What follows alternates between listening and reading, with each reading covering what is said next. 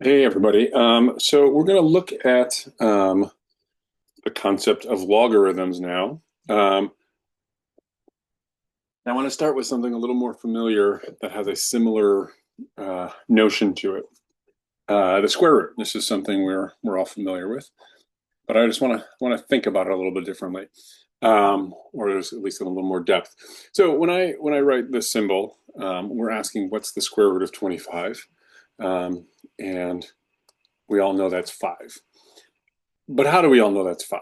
We know that we didn't do some computation, right? When we do 5 plus 3, we can see that we're doing a computation. There's 5 units and 3 units, and total is 8. Like really, when we're doing this, what we really just remember is the square root of 25 is 5 because, right? Because we remember that 5 squared is equal to 25. Right?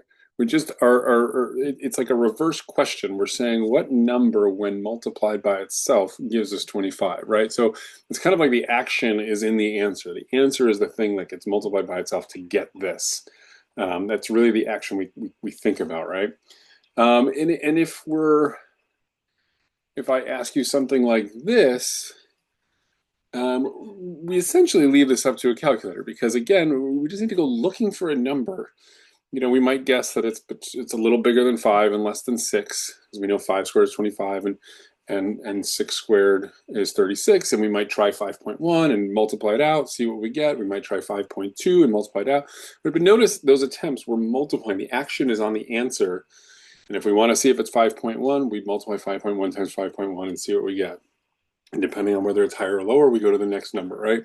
And there are more intelligent algorithms, but we're always dancing around this kind of idea, right? The action is on the answer. What number, when multiplied by itself, gives the number that I'm asking the question about, right? In other words, right, this is equal to something. Let's just call that something x. It's like I'm looking for what number squared is equal to 27, right? We're interested in the positive number here because I'm looking at the positive square root, but same idea. We're going to ask a similar kind of question, but instead of the unknown being the base raised to a power, the unknown is going to be in the power. So for example, 2 to what power is equal to 32, right? I might ask that question. What exponent do I have to put on 2 to get 32?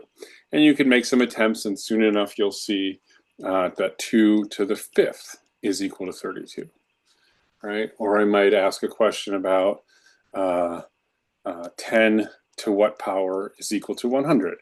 And you can probably quickly recall that 10 squared is equal to 100, right? So this is the reverse question that we're asking. And of course, just like with square roots, I've chosen some numbers here that I can see the answers pretty clearly. But if I asked you something like 3 to what power gives you 12, that's a very difficult question to answer, right? I know that 3 squared is 9, so it's got to be bigger than 9. And I know that 3 cubed is 27, so it's going to be less than 3. So I know that whatever this x is, it's between 2 and 3. It becomes a lot more difficult after that, right? It's harder to try to put in various numbers. Like if I said 3 to the 2.5 power, how do you even go about starting to compute the 2.5 power by hand in the same way that you could multiply up above 5.1 times 5.1? But in any event, whether or not we can calculate it, we can still give a name to this kind of question. And that's what our logarithm is. All right, so let's give the meaning of a logarithm, the definition of the logarithm. We'll say a logarithm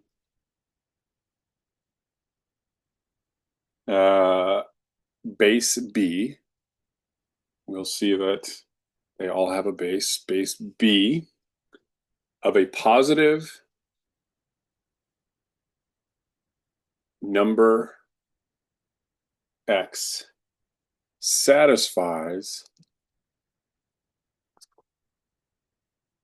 the following definition.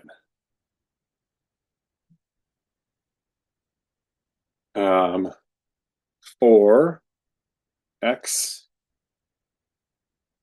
and b both positive and b not equal to 1. So those are some conditions. Here's our actual definition. Y is equal to log base b of x. Log is equal to log base b of x. This statement is equivalent to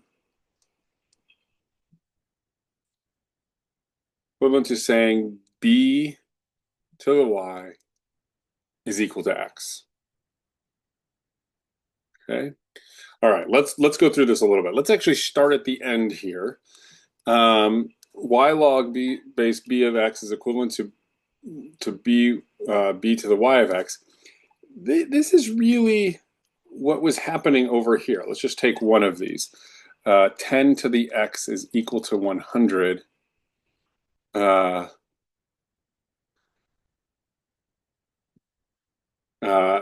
And we know that that's 2. 10 squared is equal to 100 because if we put that power in, that's what we get. So this question, the way we would ask this question now, we can use logarithms. We would say, when we write log base b, in this case, b is 10,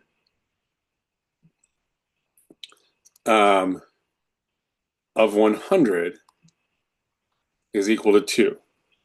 Right? So this is a way to ask this question. We're saying, when I write log base 10 of 100, I'm saying, what exponent do I put on the base 10 to get 100?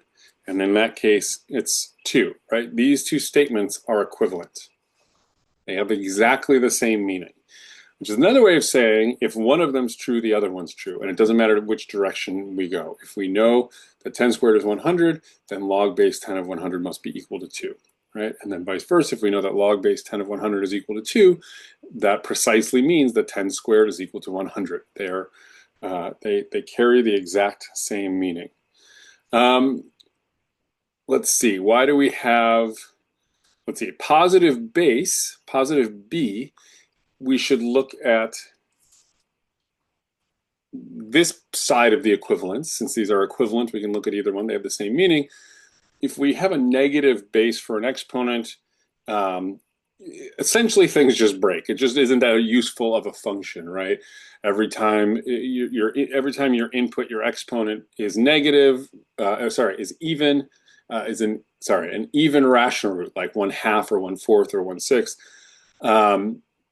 You're taking square roots of negative numbers, and so if you're not dealing with complex numbers, then that becomes a problem. But even beyond that, it just is an ugly thing if this is negative and not a terribly useful function. So we're going to require that b is positive. It's also a requirement that b is not equal to 1, because then this also becomes a boring statement. 1 to the y equals x. Well, there's only one output you can have. 1 to any exponent is 1, and so it just doesn't, it's just not very interesting. So that's why b is not equal to 1. And then x is going to be positive because the outputs of the exponential are always positive, right? When there's no negative coefficient, and right now we're just looking at a pure exponential without a coefficient, that x isn't going to have to be positive. So because it's equivalent to this statement, we get the same thing in reverse. The base that we put down here has to be positive and not equal to 1. The x we put in here has to be positive. Yeah, okay. Sorry, I thought I had one more thing to say, but that was it on that topic. So again, I want to make this very, very clear. I'm going to write it all again, that we have the definition of the logarithm.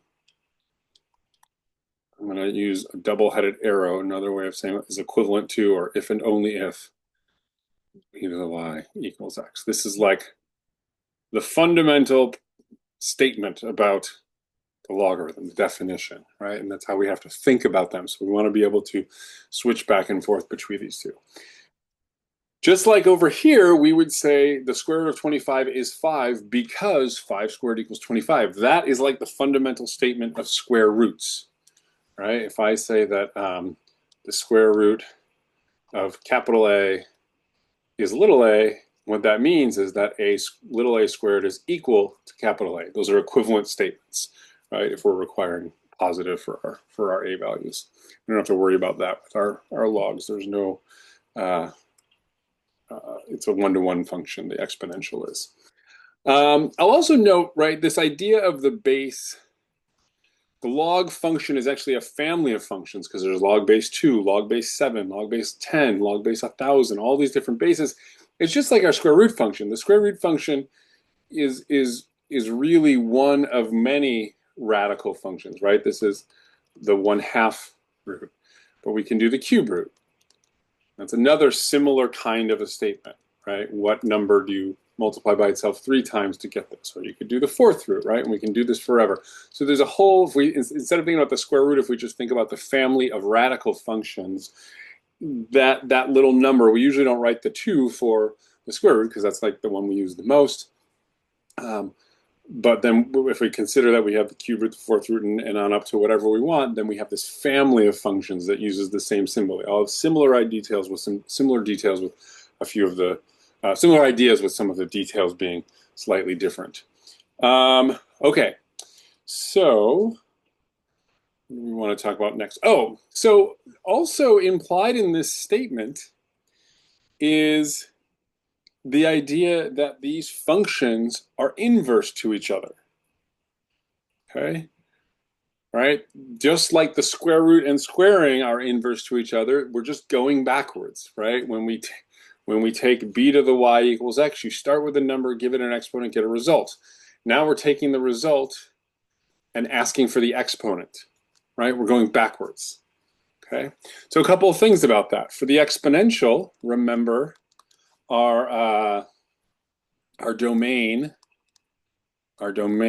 is all real numbers, and our range is let's say it this way, b to the x is greater than 0, right? This again is for our exponential, that's just b to the x, no transformations or anything like that. Then for our logarithm, the domain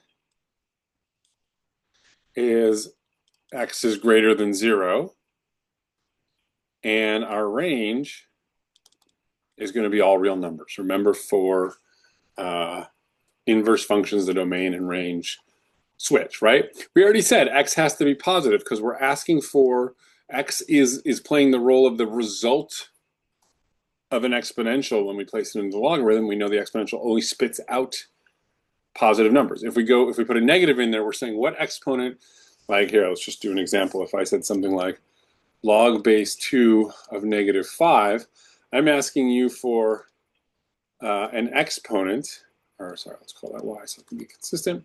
I want an exponent so that 2 to the y equals -5. But that's impossible, right? We can't put any exponent on 2 to get a negative number out. And so negative numbers are not in the domain.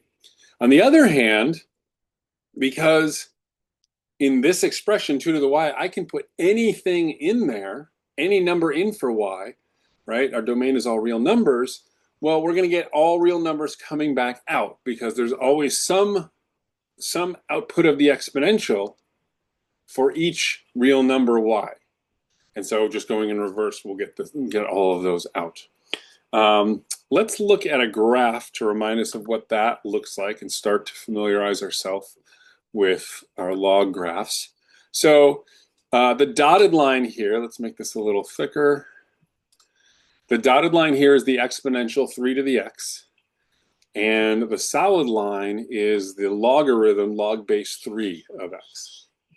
And so remember, one of the properties when we look at graphs of functions and their inverses is that they're reflections over the line y equals x, and we see that here, right? So for instance, we see these 2 points, 0, 1, right? For the dotted line, that tells you that 3 to the 0 is equal to 1. That's what our dotted graph is doing, right? We're putting the exponent 0 on 3. On the other hand, for the solid line, we're asking the question, what exponent do we put on 1? Sorry, put on 3 to get 1, and the result is 0. The output 0. So we see that switching, that reflection over the line there. Okay. All right, we'll come back to a little more with graphs in just a minute. Let's go to another quick idea. Let me write our fundamental, our definition of our logarithm. Log base b, base b of x equals y is equivalent to b to the y is equal to x. A few moments ago, I mentioned that when we talk about the square root function, really the square root function is, is from a family of functions where we have all these different roots here. And we just don't write the square root function usually. We don't put the 2 there because we do it so often. We just take, let's take one of them. We don't have to write anything. And we all know that that's 2. It turns out with logarithms, there'll be 2 such kind of conventions. We will write log x without any base to mean log base 10 of x. Okay, and you might guess why. We 10 is kind of a we have a base 10 number system, so this is a common thing to use. Some people call this the common log, and in some branches of science, this is one that is used very often, right? This is the log that is used the most. The other one that we have a convention for is log base e, right? Remember the number e we talked about in exponentials. It showed up when we were talking about compounding, continuously compounding interest, and ended up being this fundamental number when we talked about continuous growth. In my experience, this one is used way more than base 10, though other people's experiences might differ. And so what we call this one, so this top one was called the common log.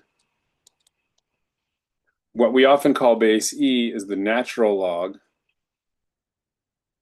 and the symbol we use for it is ln of x. Okay, so when you see that ln, that's what we're talking about, log base e of x. There are some circles where this is what is used for log base e of x, which I know seems confusing. For our purposes, we're not going to do that. I just want you to be aware. You might read something, you might look something up out there and realize somebody's using a slightly different notation. Any textbook should make it clear what they're using somewhere in their introductory material. Okay. I wanted to just do a few examples just to make things very clear. So let's just we'll do some examples with these basic logs and some other ones. So let's do a log base 2 of 8. So I just want us to go through how we might want to think about solving these. One of your first jobs is just going to be to compute some simple logarithms, right? So if I ask you to compute log base 2 of 8, right, it equals something. Let's just give that something a name like y. Using this fundamental property, this tells me, right, I have my base of the logarithm becomes the base of the exponential. Y is the exponent, right? The thing that comes out of the logarithm is an exponent. And then what this is equal to is the input to the logarithm, right? Remember, they're inverse functions. So the thing that's the input of the logarithm is the output of the exponential. So log base 2 of 8 is asking the question, what exponent do I put on 2 to get 8, right? And with a little trial and error, or maybe you just remember this, it's quick enough to see that y has to equal 3. So let's write this way. Log base 2 of 8 is equal to 3 because 2 cubed is equal to 8. Okay, that's the first thing we're really going to be doing with logs. And it doesn't matter if we're using one of these special notations up here, right? Log of 10,000 is equal to something. We're looking for a something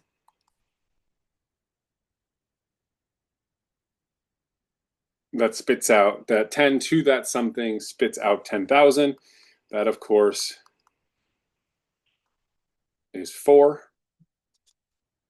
10 to the fourth, because 10 to the fourth is 10,000. Right? Okay. My eyes keep seeing different numbers of zeros, but I think those all have 4 zeros. All right. Let's do one or two more.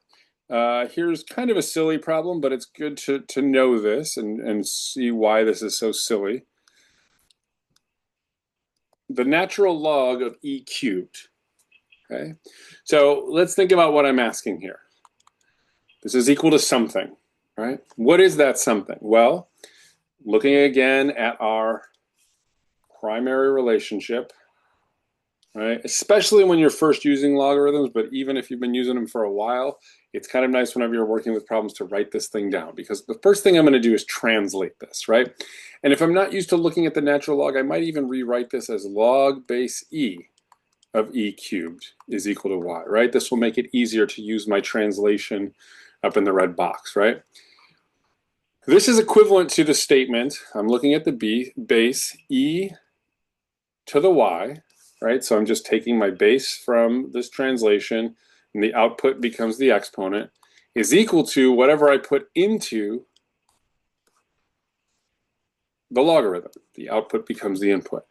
And so this is actually a fairly silly question. I want to know, what number do I raise e to? What exponent do I put on e to get e to the third? Right? It's its own question. It answers its own questions. It's like I asked, what's the square root of 3 squared? Right? And the answer, of course, is 3. Right? This is the same kind of question. What exponent did I put on e to get e to the third? And of course, the answer is log base e of e cubed is equal to 3. And this is going to be the silliest thing we write. E cubed is equal to e cubed, right? It's a very silly thing that we're doing here, but it can trick us, right? Sometimes when those things are so simple, they trick us. And I also think it helps remind us, doing a problem like this helps remind us what is happening here. So I can't stress enough how important it is, especially right in the beginning and perhaps for a while, to do what I've done here, right? You're given something like the left-hand side, right? And maybe or maybe they don't, maybe or maybe not, they put y there. There just might be an equal sign saying compute this, but you can think, well, it's something. I'm going to give that something a name and write it in exponential form. Right? This is, the left-hand side is logarithmic form, the right-hand side is exponential form. And it's often easier for us, especially in the beginning, to look at exponential form and kind of see what we're exactly looking for, right? If logs are brand new for you, this is going to kind of be a very mysterious collection of symbols. Okay, let's just go back for a second and look at the graphs. I just want to go through a few properties of the graphs of log functions. So let's turn off our exponential and look just at our log. Couple of things, right? So first of all, our domain, remember, is positive numbers. And it turns out as we get closer and closer and closer to the y-axis, smaller and smaller and smaller positive numbers, this graph extends in the negative y direction as far as you want to go. You get in the calculus, we'd say its limit is negative infinity. It just keeps going because this is the logarithm of base 3. We're saying, what exponents do we put on 3 to get these tiny, tiny, tiny numbers? And how do you get tiny, tiny, tiny numbers? You put really big negative exponents, because you get 1 over 3 to a big number is a very tiny number. And we can just keep getting tinier numbers, and we'll have to get larger and larger negative exponents. And so we get this asymptote at x equals 0, right? And if we're not doing any transformations, the logarithmic, the asymptote is in the negative direction, okay? So that's one thing to note. Another good thing to note is this x-intercept at 1, 0. Again, if we're not doing any transformations, that's always going to be the case, because no matter what the base is, let's put another base up here. Whoops. There's log base 2, right? Whether you're talking about log base 3 or log base 2, you're saying, what exponent do I put on the base to get 1?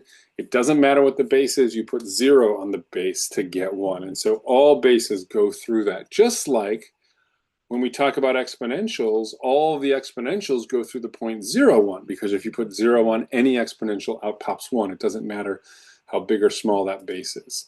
So we have this same kind of common spot here. All right. And then lastly, well, actually not lastly, let's look at this one again. The domain is positive. The range is all real numbers. One of the things about logarithms, remember one of the big things about exponentials is how fast they grow, right? We did that comparison and we saw that at some point exponentials almost look like they're vertical. They're not. And we had the reverse here. This graph looks like it's getting increasingly horizontal, right? That as we go off to the right, it almost looks like a flat line, but it's not. It's growing. It's just growing incredibly slow. And so it looks almost flat. If you go back to one of the problems we did, right? Look at what we did right here. Log of 10,000. Our input is 10,000 and our output is only 4. Right? That's a very small output for that large input. And if I go out to 100,000, right? That means I'm going out 90 more thousand. So on the x-axis, we've gone from 10,000 to 100,000, right? So 90,000 units. Our output only increases by 1 because 10 to the 5th is 100,000, right? It's not the same graph. That graph was base 3. This is base 10, but it's similar kind of idea that because exponents are so powerful, we're looking at them in the reverse direction, right? Exponents make things grow really quick. When we're reversing, the opposite is true. It grows really, really slowly. So log graphs, they all grow and they'll grow forever. That's why their outputs, their range is all real numbers. But it takes a long, long, long, long time to get there. Let's see, what other key points do we want to look at? So another point we'll always see on the graph is the point, I'm going to find it here, 3, 1, right? That is the input. You're saying, what exponent do I put on 3 to get 3? And that, of course, is 1. So every exponent or every logarithmic function will go through the point B1. In other words, its base at 1. So here's the graph. The log base 2 goes through the point 2, 1. So that's another point we have when we're thinking about them. Let's see. Let's look at one more log that we haven't looked at. Let's change this base instead of from 3 to 1 over 3. And we notice this flips our graph upside down. Because what we're asking now is, what exponent do I put on 1/3 to get this number? And let's look at, for example, the point we just talked about. A minute ago, we noted that our graph went through the point 3, 1, but now it goes through the point 3, -1. When it was right side up, the question was, what exponent would I put on 3 to get 3? And that answer is 1. But now I'm asking, what exponent do I put on 3 to get -1? And the answer is, sorry, what exponent do I put on 3 to get 1/3? And the answer is -1, right? We have to flip it. And essentially all the values are the same way. We're getting all the same values. We're asking the same question over and over, except we have this extra step of flipping it because we're starting with 1/3 instead of 3. And so every output gets multiplied by a negative, which is why we see the graph flip over, right? Let's just look at them together. Oops. There we go. All right, so there was that original log base 3, and now the flipped graph of log 1/3. Okay, and then lastly, without too much detail, all the same transformations we can do apply. Oh, whoops, I put in the wrong thing before. Let's put in log base b of x. All right. Yeah, that's all I need. Okay, so see, that's how locked in logarithms and exponentials are for me. I was trying to put in logarithm and I just typed in exponential. So first I'm just changing the base, right? I'm going from base 2 to base 3. Notice the bigger the base, the flatter it seems to be getting. And then we'll also look at what we just looked at a moment ago. Once we get numbers that are smaller than 1, we flip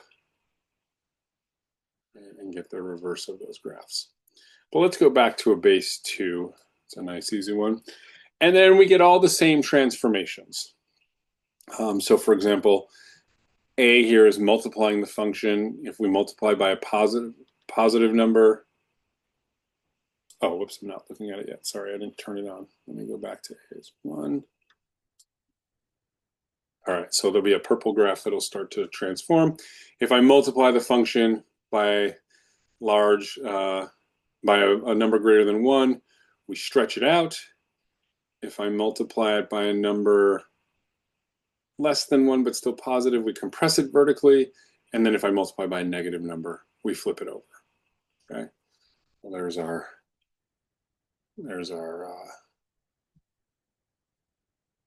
transformation there. But let's go back to a 1. We can multiply the input by a number and we get that horizontal compression, right? That's what we're doing, a horizontal compression there. We're doing, we're stretching it horizontally there. If we multiply by negative, we flip it over the y-axis. We'll go back to 1 again. And then we can do translations, right? I can translate it horizontally.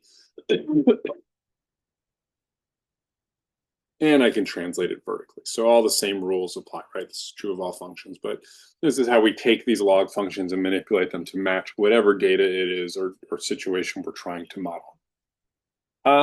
Okay, that is it for this one. Thanks, everybody. I will see you next time.